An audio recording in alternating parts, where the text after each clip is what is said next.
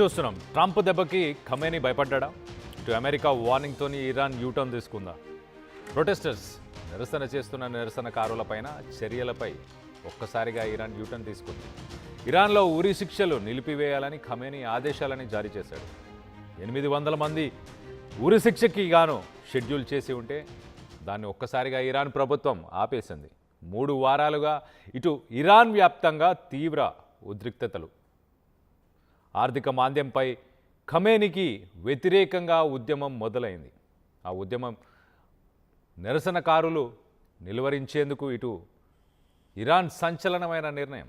ఆందోళనలు చేస్తున్న పౌరులను ఉరితీయాలని ఆదేశాలను జారీ చేసింది. గురువారం 800 మందికి ఉరిశిక్ష అమలు చేయాలనుకున్నారు. కానీ ఒక్కసారిగా అమెరికా వార్నింగ్తో వెనక్కి తగ్గింది ఇరాన్ ప్రభుత్వం. మరోవైపు ఇరాన్ సైన్యం కాల్పుల్లో ఇప్పటి వరకు సుమారు 2000 నుంచి 12,000 మంది మృతి చెందారని చెప్పేసి హ్యూమన్ రైట్స్ న్యూస్ ఏజెన్సీ చెప్పుకొస్తుంది. సో ఖమేనీకి భయపడ్డా? ఖమేనీ నిజంగానే ట్రంప్కి భయపడ్డా? భయపడి ఉండొచ్చు. ఎందుకంటారా? ఒకసారి మనం చూస్తే కనుక జనవరి